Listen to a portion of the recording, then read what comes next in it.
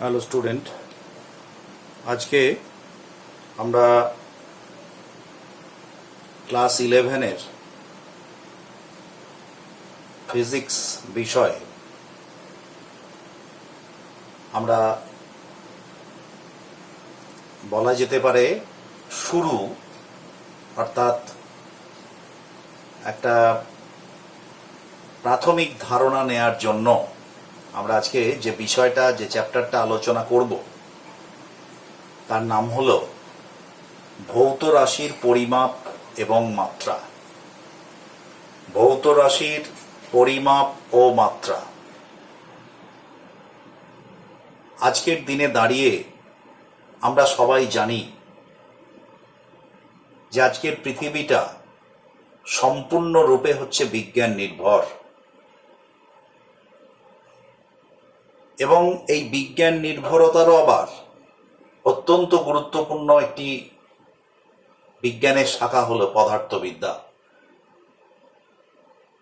তো স্বাভাবিকভাবেই এই জিনিসটা আজকে পদার্থবিদ্যার এই যে উন্নতির চরম শিখরে কিংবা বিজ্ঞানের এই যে উন্নতির চরম শিখরে এসে আমরা পৌঁছেছি, এটা কিন্তু একদিনে হয়নি।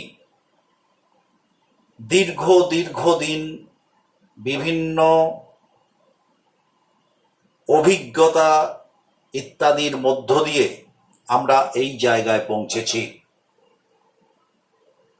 আর তাই আমরা আজকে বিশ্লেষণ করতে পারি যে পৃথিবীটায় আমরা বাস করছি সেই পৃথিবীটা কিভাবে হলো, কিভাবে তার সৃষ্টি হলো ইত্যাদি বিষয়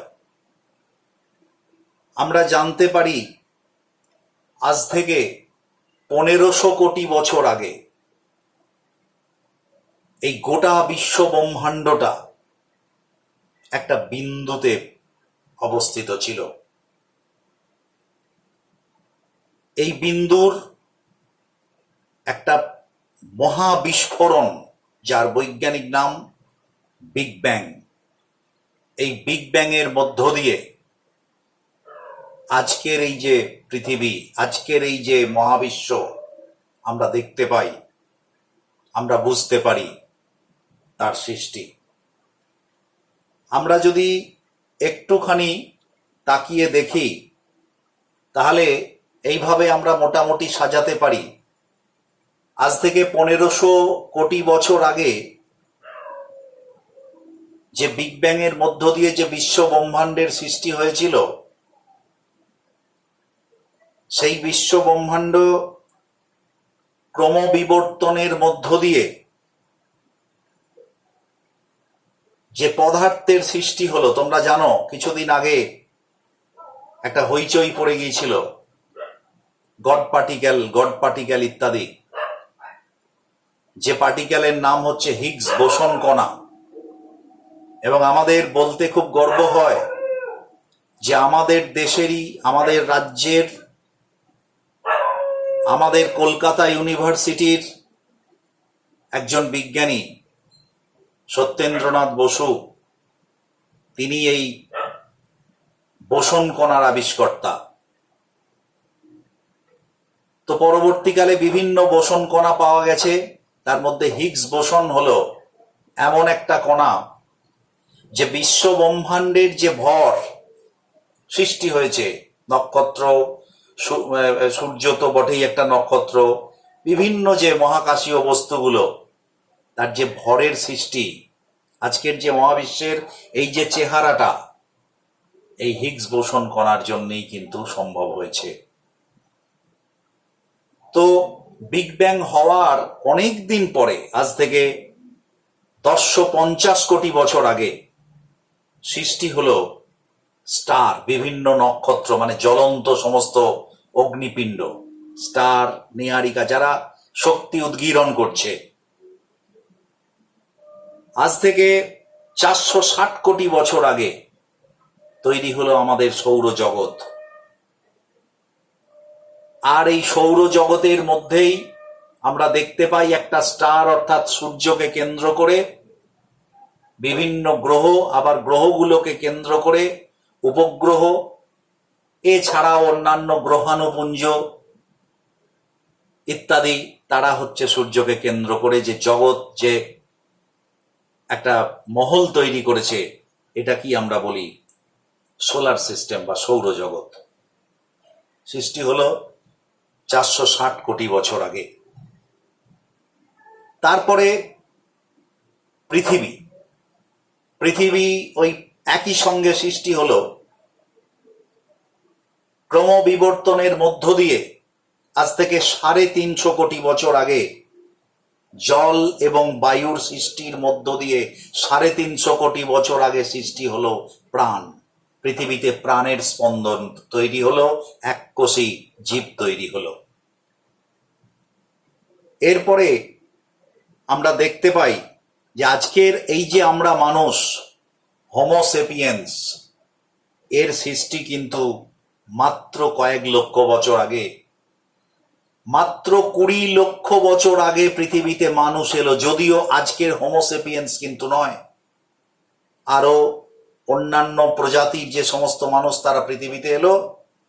আজকের দিনে দাঁড়িয়ে আমরা, এই যে ধরো আমি তোমাদের বলছি, ক্লাস করছি, আমরা হলাম হোমোসেপিয়েন্স। আমরাই কিন্তু বিজ্ঞানকে এই উচ্চতায় নিয়ে গেছি। কেন না, অসম্ভব রকমের কৌতূহলী আমরা সবকিছুর মধ্যে প্রশ্ন খুঁজে পাই, আমরা সবকিছু জিজ্ঞেস করতে চাই, সবকিছুকে জানতে চাই। তাই জানার মধ্য দিয়ে আজকের অবস্থায় এসে আমরা পৌঁছেছি।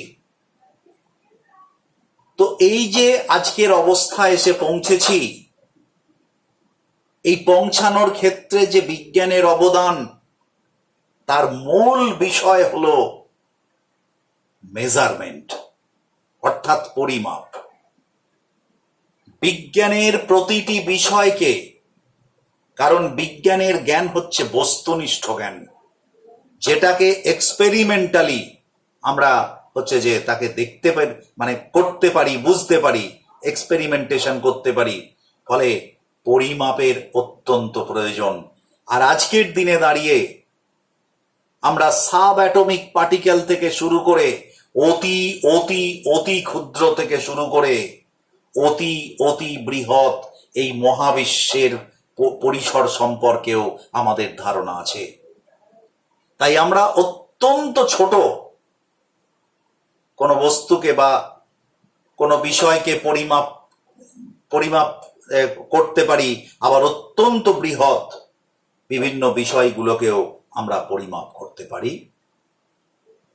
তো এই সমস্ত পরিমাপের মধ্য দিয়ে, কারণ বিজ্ঞানের যে ডেভেলপমেন্ট, দেখবে বিজ্ঞান দুভাবে তার অগ্রগতি ঘটায়। একটা হচ্ছে এক্সপেরিমেন্টেশন, মানে বিজ্ঞান প্রাথমিকভাবে যেটা শুরু হয়েছিল, বিজ্ঞান যখন, আমরা অনেক সময় প্রশ্ন করি যে বিজ্ঞান কি প্রথমে তত্ত্ব নাকি প্রথমে হচ্ছে প্র্যাকটিস, মানে থিওরি না প্র্যাকটিস, কোনটা আগে? আগে হচ্ছে প্র্যাকটিস। মানুষ তার বাস্তব অভিজ্ঞতায় যে জিনিসগুলোকে, যে জ্ঞান অর্জন করলো, সেই জ্ঞানগুলোর মধ্য থেকে তারা কিছু নিয়ম বার করে ফেললো। এই নিয়মগুলোই হচ্ছে বিজ্ঞান। এবং তারপরে সেই নিয়মগুলোকে তারা যাচাই করলো এবং আরো ভিন্ন ক্ষেত্রে প্রয়োগ করতে পারলো। এটাই হচ্ছে বিজ্ঞানের অগ্রগতি। অর্থাৎ প্রথমে বাস্তব অভিজ্ঞতা, এক্সপেরিমেন্টেশন, তারপরে তারা সেই নিয়মগুলোকে লিপিবদ্ধ করলো, অর্থাৎ তাত্ত্বিক জ্ঞান অর্জন করলো। আর আজকের দিনে দাঁড়িয়ে বিজ্ঞান এমন একটা জায়গায় পৌঁছে গেছে যেখানে এক্সপেরিমেন্টেশন টু থিওরি যেমন হচ্ছে, পাশাপাশি ঘরে বসে আমি একটা থিওরি ডেভেলপ করতে পারি, আমি একটা তত্ত্বকে ডেভেলপ করতে পারি, অঙ্ক কষে বার করে দিতে পারি, এটা এত হবে, এটা এরকম হবে, এটা এরকম হবে, তারপরে আমরা এক্সপেরিমেন্টেশনে যাব। দুভাবেই হতে পারে। তাই মেজারমেন্ট অত্যন্ত একটি গুরুত্বপূর্ণ বিষয়, এবং এই মেজারমেন্ট করতে গেলে নিশ্চিতই জানো যে সেই মেজারমেন্টের জন্য একটা মাপকাঠি দরকার, অর্থাৎ পরিমাপের কিছু পদ্ধতি এবং একক দরকার। তো তাই জন্য আজকের আমাদের আলোচ্য বিষয় ভৌত রাশির পরিমাপ এবং মাত্রা এবং একক, সবটাই আছে এর মধ্যে। ভৌত রাশির পরিমাপ, মাত্রা এবং একক, এই বিষয়ে আমরা আলোচনা করব।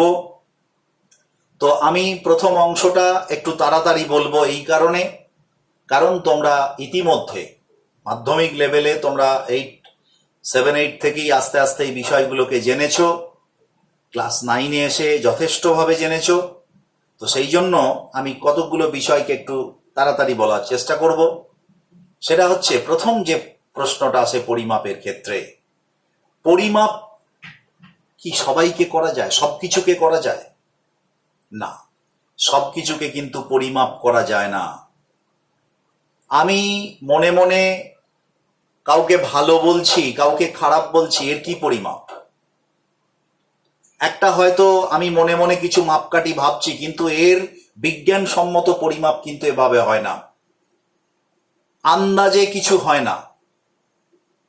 পরিমাপের জন্য, সেই জন্য আমরা বলতে পারি সবকিছুর পরিমাপ করা যায় না। আমার খুব ভালো লাগছে এখন, আমার মন খুব ভালো আছে, এর কি পরিমাপ হয়? কতটা ভালো আছে? হয় না। তাই যে সমস্ত বিষয়কে সরাসরি আমরা পরিমাপ করতে পারি, অবশ্য সরাসরি কথাটা ভুল, কারণ আমরা সরাসরি না করেও আমরা ইনডিরেক্টলিও পরিমাপ করতে পারি। যেমন ধরো সূর্যের ব্যাসার্ধ, সূর্যের ব্যাসার্ধ কত আমরা কিন্তু ডাইরেক্ট এটা পরিমাপ করতে পারি না, কিন্তু আমরা এক্সপেরিমেন্টেশনের মাধ্যমে, বিভিন্ন তত্ত্বের মাধ্যমে ইনডাইরেক্টলি সূর্যের টেম্পারেচার কত, সূর্যের তোমার যে ব্যাসার্ধ কত, সূর্যের আয়তন কত, সব পরিমাপ করে দিতে পারি।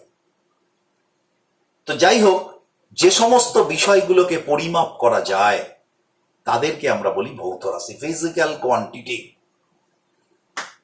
এখন এই পরিমাপ করা যায়, এবার পরিমাপটাকে যে আমি লিখবো বা বলবো কতটা, এটার জন্য কিন্তু তার একটা মাপকাঠি দরকার। কারণটা হচ্ছে যে পরিমাপ শুধু বললে তো হবে না, বড় ছোট এ দিয়ে কোনো পরিমাপ হয় না। কতটা বড়, খুব বড়, এটাও পরিমাপ নয়। তাহলে পরিমাপ মানে, ধরো আমার কাছে একটা লম্বা লাঠি আছে, সেই লাঠি দিয়ে আমি মেপে বললাম 3 লাঠি, এর দৈর্ঘ্য 3 লাঠি। তাহলে তুমি আবার ওই লাঠি দিয়ে মেপে নিতে পারো সেটা 3 লাঠি। তার মানে এটা একটা মাপের একটা মাপকাঠি, এই যে লাঠিটা। তাই কোনো ভৌত রাশিকে পরিমাপ করার জন্য আমাদের একটা মাপকাঠি দরকার, একটা স্ট্যান্ডার্ড, একটা প্রমাণ দরকার। সেই প্রমাণটাকে আমরা বলি একক। এগুলো তোমরা জানো। তো কোনো একটা ভৌত রাশির দুটো জিনিস থাকে, তার মান এবং তার আমরা যখন পরিমাপ করি তার মান এবং তার এককটা।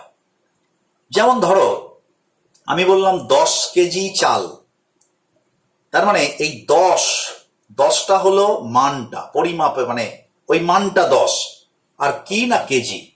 নিশ্চিতভাবেই 10 গ্রাম চাল আর 10 কেজি চাল দুটো আলাদা, দুটোই 10, পরিমাপ মানে এক, কিন্তু দুটোর একক যখনই আলাদা হয়ে যাবে, ওটা 10 কেজি অনেক চাল, আর যেটা 10 গ্রাম সেটা অনেক কম চাল। তাহলে একক আর একক এবং তার মান, মানে কোনো ভৌত রাশির আমরা যখন পরিমাপ করি, সেই ভৌত রাশিটা সমান তার মান ইন্টু তার একক, মানে মান এবং তারপরে এককটা বসানো হয়। আবার এমন অনেক ভৌত রাশি আমরা বিজ্ঞান পড়তে গিয়ে পড়েছি যেখানে কিন্তু একক নেই, এককবিহীন রাশি আছে। দুটো রাশির যখন আমরা রেশিও তৈরি করি, তখন আমরা সেই রাশিটা কিন্তু সমজাতীয় রাশির যখন রেশিও তৈরি করা হয়, তখন সেটা হয়ে যায়, মানে এককবিহীন হয়ে যায়। যেমন ধরো জলের ভরের সঙ্গে, জলের ওজনের সঙ্গে একটা পাথরের ওজনের সঙ্গে জলের ওজনের তুলনা। ধরো একটা পাথরের আয়তন আমি জানি, সেই আয়তন পাথরের ওজন কত আর সেই আয়তন জলের ওজন কত, এদের যদি অনুপাত করি তাহলে দুটোই ওজনের অনুপাত, তাহলে ওজনটা থাকবে না, তাহলে একটা সংখ্যা পাবো। কিন্তু এই সংখ্যাটার একটা তাৎপর্য হচ্ছে যে এটা জলের তুলনায় এত ভারী, তাই এটা একটা ভৌত রাশি। এই ভৌত রাশিকে যেমন আমরা বলি আপেক্ষিক গুরুত্ব। তবে এটা আমরা ব্যবহারিক কাজে এই ধরনের একক খুব কম ব্যবহার করি।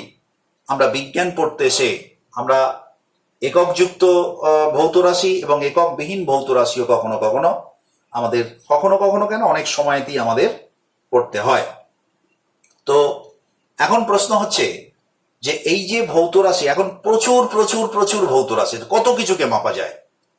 যেমন দৈর্ঘ্য মাপা যায়, একটা টেবিলের দৈর্ঘ্য কত, টেবিলের ভর কত, কত সময়, অর্থাৎ বিভিন্ন ধরনের মাপা যায়। এখানে আরেকটা কথা আমি প্রাসঙ্গিকভাবে বলে রাখি, যদিও পূর্ণ আলোচনা, যে আমাদের মনে হয় যে এই যে বললাম যে সমস্ত বিষয়কে মাপা যায়, পরিমাপযোগ্য বিষয় হচ্ছে ভৌত রাশি। এখন এই পরিমাপযোগ্য বিষয়টা তোমরা অনেক সময় ভেবে নাও, পরিমাপ যেগুলোকে মাপা যায়, এবার যেগুলোকে মাপা যায়, যেমন অনেক সময় এই প্রশ্ন করা হয় যে দুধকে তো মাপা যায়, তাহলে দুধ কি ভৌত রাশি? না, দুধকে মাপা যায় না। দুধের আয়তন মাপা যায়। 1 লিটার দুধ, কি মাপছো তুমি? দুধ মাপছো? দুধের আয়তন মাপছো। একটা কাঠের খণ্ডকে মাপা যায় না, কাঠের খণ্ডের দৈর্ঘ্য মাপা যায়, তার ভর মাপা যায়, তার প্রস্থ মাপা যায়। তাহলে দৈর্ঘ্য, ভর, প্রস্থ ইত্যাদিগুলো হচ্ছে ভৌত রাশি। তাহলে ভৌত রাশিটা কিন্তু বিষয়টা, ভৌত রাশিটা কিন্তু সেই বস্তুটা নয়। তো এখন এই যে ভৌত রাশিগুলো, তাহলে প্রচুর প্রচুর ভৌত রাশি আছে।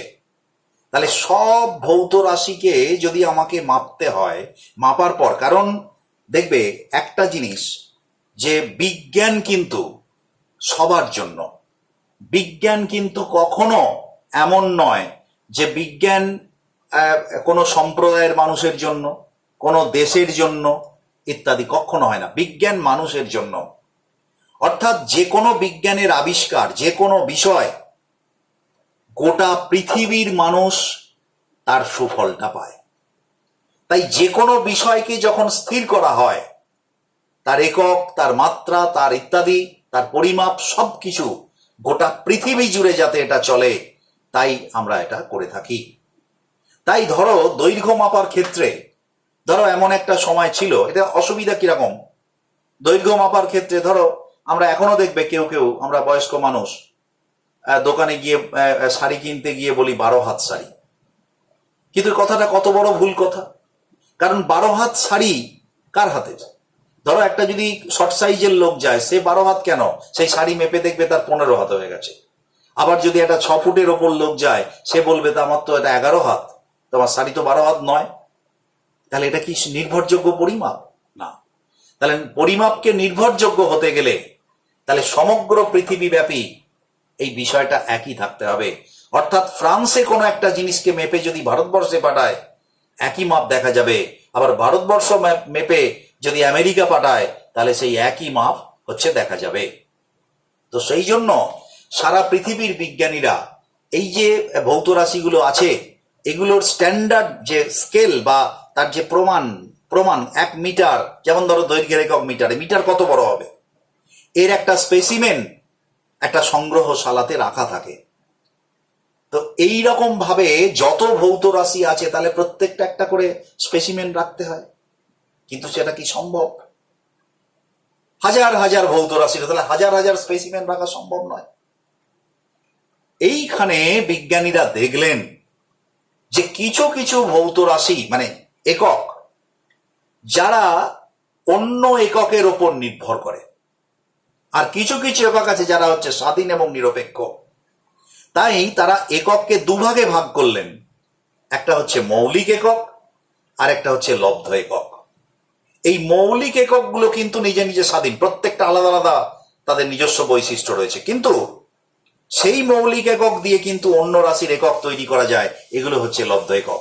তাহলে আমাকে যে প্রমাণ, যে মাপকাঠিগুলো রাখতে হবে, সেই মাপকাঠিগুলো শুধু মৌলিক এককের রাখলেই হবে, আমার কিন্তু লব্ধ এককের কোনো প্রয়োজন নেই। সেই জন্যে আমরা এইভাবেই এগুলোকে সংগ্রহ করেছি। বিজ্ঞান যত উন্নতি ঘটছে বিজ্ঞানের, তত কিন্তু এই ভৌত রাশির সংখ্যা বৃদ্ধি পাচ্ছে, আর তার সঙ্গে সঙ্গে কিন্তু মৌলিক রাশির সংখ্যাটাও, এই মৌলিক এককের সংখ্যাটাও হচ্ছে বৃদ্ধি পাচ্ছে।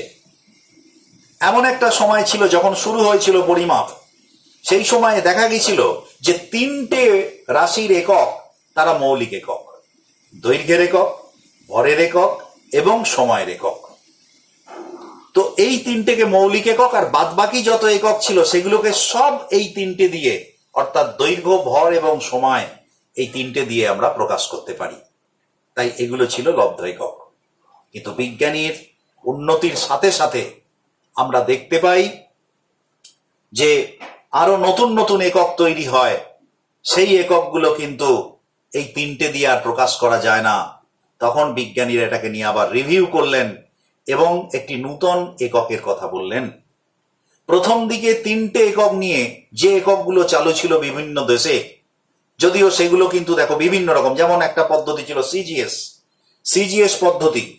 সিজিএস এর পুরো কথাটা হচ্ছে সিজিএস, সেন্টিমিটার গ্রাম সেকেন্ড।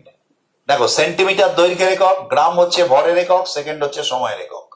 ঠিক এরকম ভাবে আরেকটা একক ছিল এমকেএস, এটা হচ্ছে মিটার, কিলোগ্রাম আর হচ্ছে সেকেন্ড। তাহলে এখানেও দেখো দৈর্ঘ্যের একক, ভরের একক, সময়ের একক। এইরকম ভাবে আরেকটা একক ছিল যেটা ব্রিটিশ পদ্ধতি বলা হয়, ব্রিটিশরা মূলত এটা ব্যবহার করতেন, এফপিএস। এর পুরো এটা হচ্ছে foot pound second. Foot pound second, foot হচ্ছে দৈর্ঘ্যের একক, পাউন্ড হচ্ছে ভরের একক, সেকেন্ড হচ্ছে সময়ের একক। অর্থাৎ এটাতেও একটা প্রবলেম ছিল যে পৃথিবীর বিভিন্ন দেশে যদি বিভিন্ন পরিমাপ থাকে তখন ওই মাপজোপের অসুবিধা, এদেশের জিনিস ওদেশে গেলে তখন মাপজোপের অসুবিধা। তাই আবার পৃথিবীর বিজ্ঞানীরা এক জায়গায় বসলেন এবং শুধু এটাই নয় যে একটা পদ্ধতি করতে হবে, শুধু একথাই বললেন না, তারা দেখলেন যে এই 3টে ভৌত রাশি দিয়ে এখন যে সমস্ত নতুন নতুন একক তৈরি হয়েছে তাদেরকে প্রকাশ করা যাচ্ছে না। তাই তারা আরো কয়েকটি, এই 3টের সঙ্গে আরো 4টি মৌলিক একক সংযোজন করলেন এবং নতুন একটি পদ্ধতির কথা বললেন, ইন্টারন্যাশনাল পদ্ধতি, যে পদ্ধতির নাম হচ্ছে এসআই, স্ট্যান্ডার্ড ডি ইন্টারন্যাশনাল। এই এসআই পদ্ধতিতে আমরা 7টা ভৌত রাশিকে আমরা হচ্ছে একককে হচ্ছে মৌলিক একক হিসাবে ধরা হলো। যেমন কি কি এসআই একক। এখন মূলত আমরা এসআই এককেই সবকিছু জানবো এবং আমাদের বিজ্ঞান বইগুলো দেখবে সব এসআই এককই মূলত ব্যবহৃত হয়। এসআই এককে কি আছে, যেমন ধরো ভর, মাস। আচ্ছা, আমি বাংলাতে লিখছি ভর, ভরের একক, ভর হচ্ছে কিলোগ্রাম। তারপরে হচ্ছে আচ্ছা আমি এটা লিখছি কিলোগ্রাম। তারপর হচ্ছে দৈর্ঘ্য, মিটার। তারপর হচ্ছে সময়,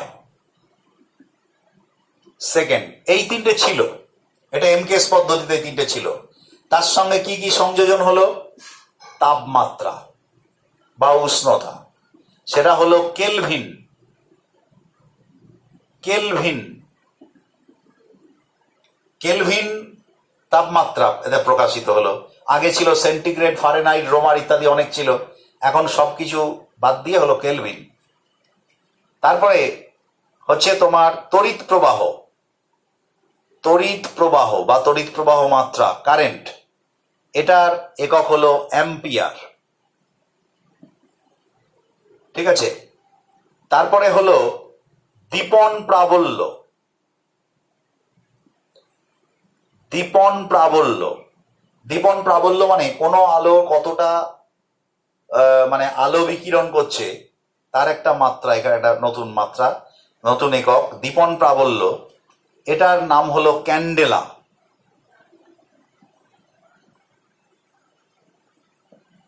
ঠিক আছে। তাহলে দৈর্ঘ্য, ভর, সময়, তাপমাত্রা, তড়িৎ প্রবাহ, দীপন প্রাবল্য, আর হচ্ছে পদার্থের পরিমাণ। পদার্থের পরিমাণ এর একক হলো মোল। এমওএলই মোল, এমওএল লেখা হয় মোল। ঠিক আছে। তাহলে কটা হলো, 1টা 2টো 3টে 4টে 5টা 6টা 7টা। ঠিক আছে। তো এই 7টা একক হচ্ছে মৌলিক একক। এর সঙ্গে আরো 2টো একককে সহযোগী একক হিসাবে ধরা হয়েছিল, কিন্তু আপাতত ওগুলোকে বাদ দেওয়া হয়েছে। সেটা হচ্ছে, একটা হচ্ছে কোণের একক রেডিয়ান, আর হচ্ছে ঘন কোণের একক স্টেরেডিয়ান। তো এইটা হচ্ছে এসআই একক। তো এসআই এককের সংখ্যা হচ্ছে 7খানা। তো এবারে আমরা এই যে পরিমাপ করি, ধরো আমি কতগুলো জিনিস এখানে, এই চ্যাপ্টারটার প্রথম অংশটা এরকমই, কিছু ইনফরমেটিভ নলেজ তোমাদের নিতে হবে। যেমন আমি তোমাদের প্রথমেই বলেছি যে আমরা যে পরিমাপ করি সেই পরিমাপ কিন্তু একবারে ক্ষুদ্রাতি ক্ষুদ্র, অর্থাৎ পরমাণুর ব্যাসার্ধ, নিউক্লিয়াসের ব্যাসার্ধ থেকে শুরু করে মহাবিশ্বের ব্যাসার্ধ আমরা নির্ণয় করতে পারি। ফলে একটা বিশাল, একটা ক্ষুদ্র দৈর্ঘ্য থেকে একটা সুবৃহৎ দৈর্ঘ্য বা ভর ইত্যাদি সবই তাই।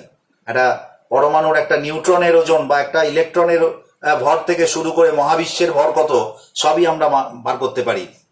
তো সেই জন্যে দেখবে আমরা পরিমাপের ক্ষেত্রে সামনে কিছু প্রিফিক্স, মানে সামনে কিছু যোগ করা। যেমন ধরো আমি উদাহরণ দিয়ে বলি, তোমরা এগুলো ব্যবহার করেছো। যেমন ধরো মিটার হচ্ছে দৈর্ঘ্যের একক, এখন মিটারের আগে সেন্টি যোগ করে দেওয়া যেতে পারে, তাহলে একটা ক্ষুদ্র একক হবে centimetre, decimetre, decametre, hectometre, kilometre, এরকম হতে পারে। আবার ধরো ওগুলো যখন ভরের এককে বসাবো, গ্রাম, হেক্টোগ্রাম, সেন্টিগ্রাম, ডেকাগ্রাম, কিলোগ্রাম। হ্যাঁ, প্রত্যেকটা ক্ষেত্রে আমরা এই কটা জানি, কিন্তু আমরা একটা লং রেঞ্জ এটার একটা এই ধরনের একক ব্যবহার করা হয়। তো সেইগুলোর আমরা একটু পরিভাষাটা একটুখানি আমরা জেনে নেব। আমি এটা মুছে দিয়ে আমি সেই পরিভাষাটা এখানে লিখছি, একটু দেখে নাও।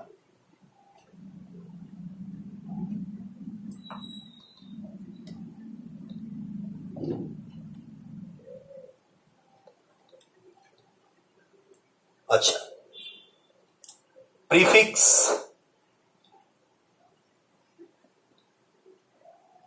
used in measurement। কিরকম তোমরা কিছু কিছু জানো, আরো এগুলো বুঝতে পারবে। এগুলোকে 10 টু দি পাওয়ার, যে কোনো দেখবে ভৌত রাশিকে আমরা যখন মান পরিমাপ করি বিজ্ঞানের ক্ষেত্রে 10 টু দি পাওয়ারের ইয়েতে করা হয়, কারণ ডেসিম্যাল পদ্ধতির এটাই হচ্ছে সব থেকে মজা। সেই জন্য এফপিএস পদ্ধতির যে বিভিন্ন রাশিগুলোর মধ্যে যে সম্পর্ক, তার কোনো নির্দিষ্ট নিয়ম নেই, কিন্তু ডেসিমাল পদ্ধতির ক্ষেত্রে সব থেকে মজার জিনিস হচ্ছে সে যে কোনো একটা ইয়ে থেকে আরেকটা ইয়েতে যাওয়ার, প্রিফিক্সে যাওয়ার, ছোট পরিমাপ থেকে বড় পরিমাপে যাওয়ার 10 দিয়ে গুণ বা ভাগ, অর্থাৎ 10-এর পাওয়ারের আকারে আমরা প্রকাশ করি। তো সেই রকম কিছু প্রিফিক্সের আমরা বলছি এখানে। আচ্ছা, প্রিফিক্স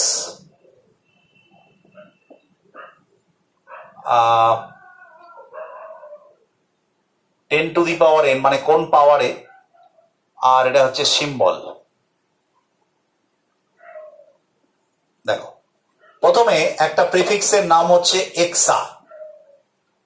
এক্সা বলে একটা প্রিফিক্স আছে।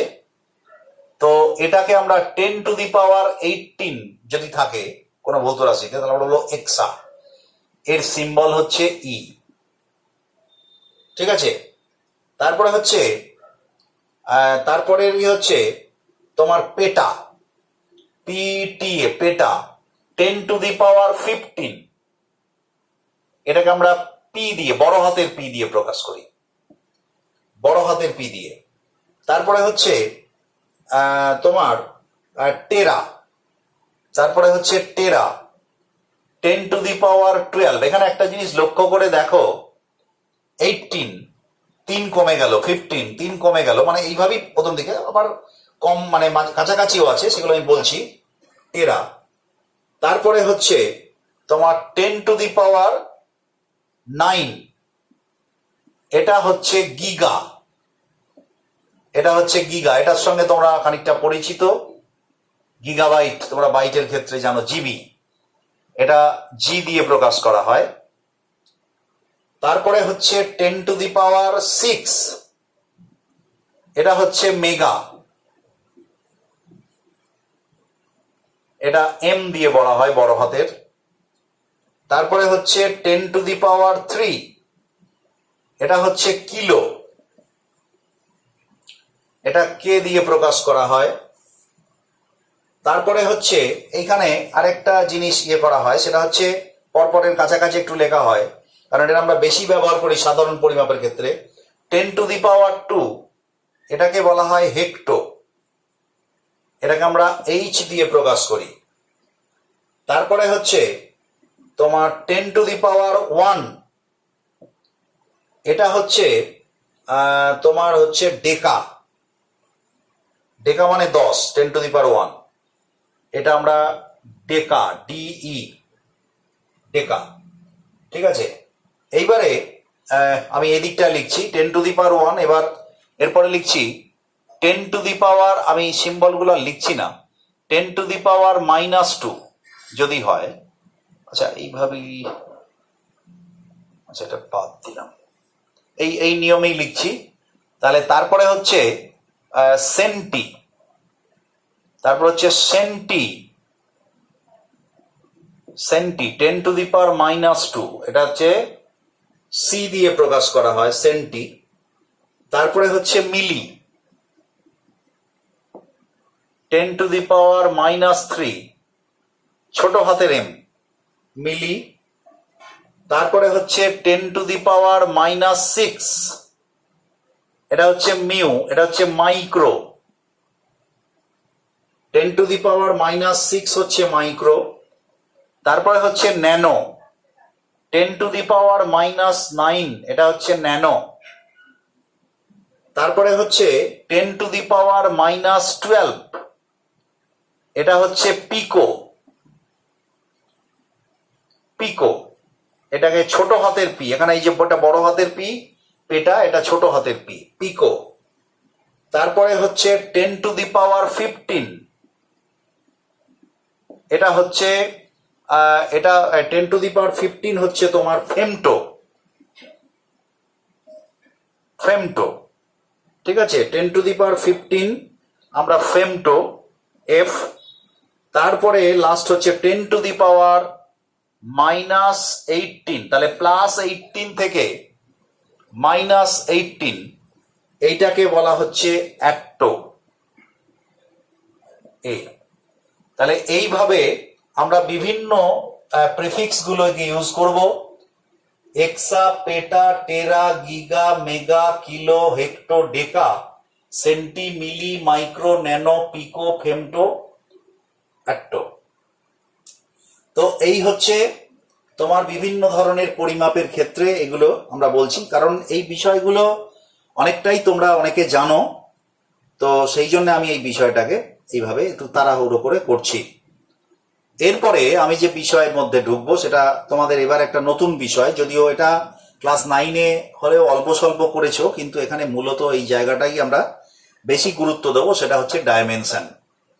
আমরা ডাইমেনশন এখন দেখব কিভাবে হচ্ছে। আমি এটা তাহলে মুছে দিচ্ছি, ঠিক আছে, এটা মুছে দিলাম।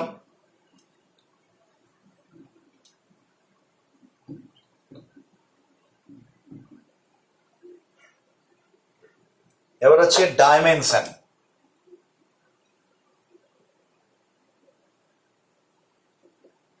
যার বাংলা হচ্ছে মাত্রা। জিনিসটা কি? এই জিনিসটা হচ্ছে যে ইতিমধ্যে দেখবে আমরা আলোচনা করলাম যে ভৌত রাশি, এক ধরনের ভৌত রাশি যারা মানে বা একক, যারা হচ্ছে মৌলিক।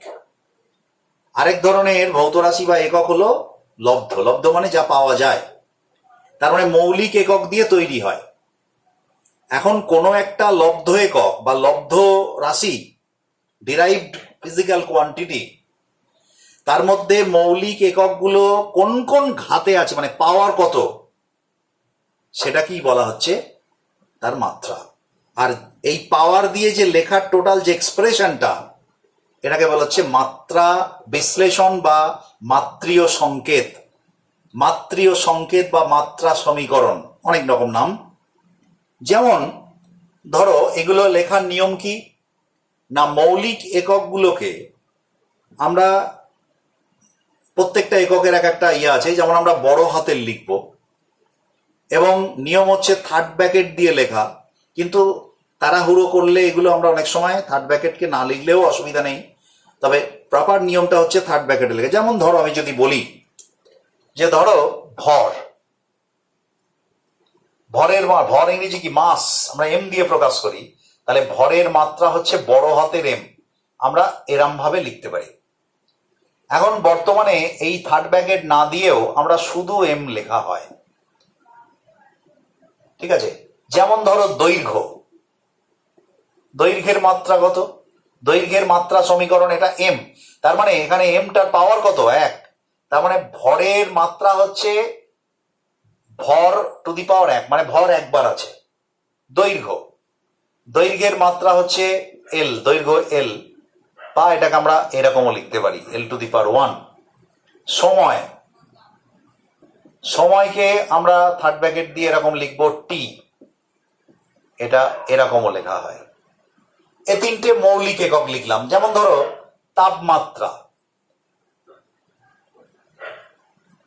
তাপমাত্রা এসআই এককে মৌলিক একক, তাহলে তাপমাত্রার হচ্ছে থার্ড ব্র্যাকেট দিয়ে আমরা থিটা অথবা কে, দুটো জিনিস দিয়ে লেখা যেতে পারে, থিটা বা এরকম শুধু থিটা টু দি পাওয়ার 1।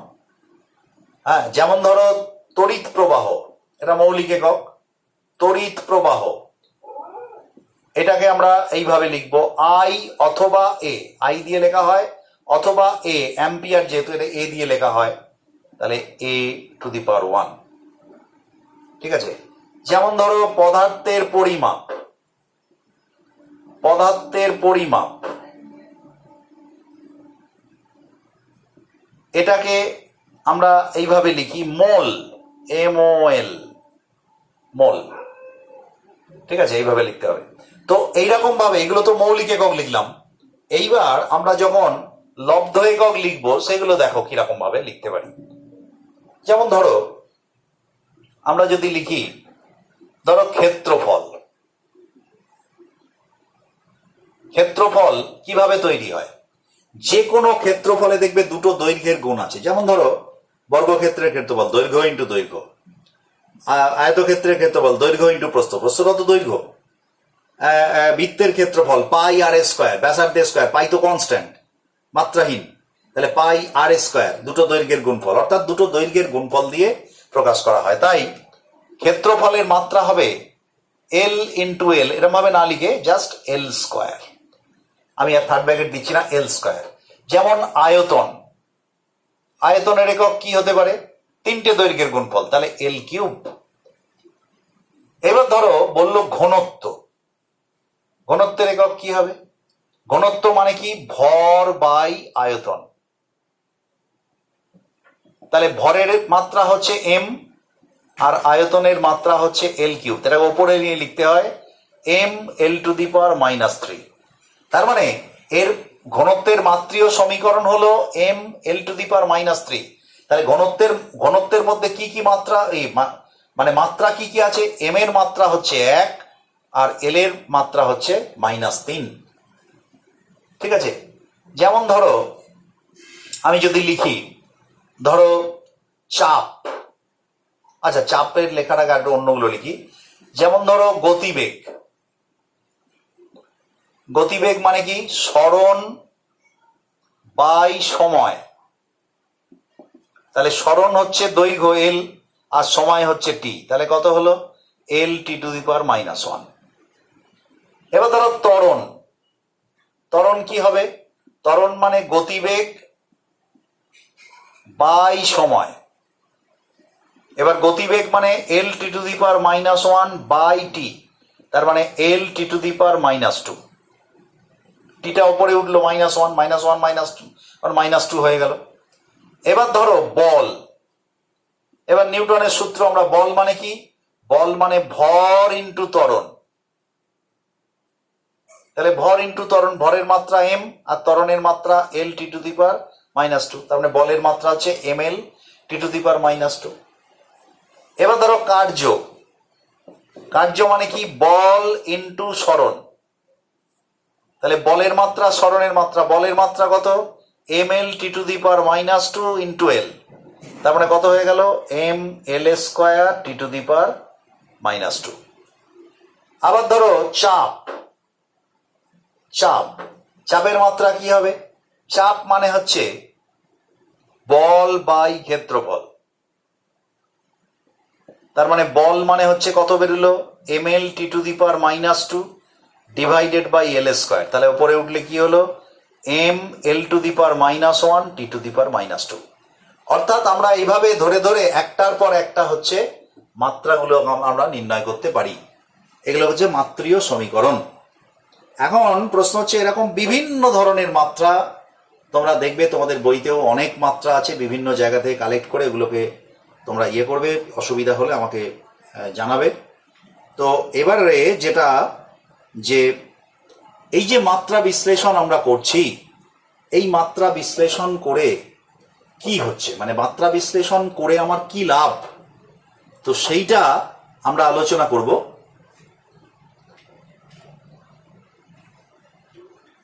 তো এই বিষয়টা আমরা আলোচনা করব। তো সেটা আমি নেক্সট ক্লাসে আমি তোমাদের বলবো এই মাত্রা বিশ্লেষণ সম্পর্কে, এবং তার প্রয়োগ এবং তার লিমিটেশনস ইত্যাদি সম্পর্কে আমি পরের ক্লাসে বলবো। আজকে এই পর্যন্ত। ওকে, থ্যাংক ইউ।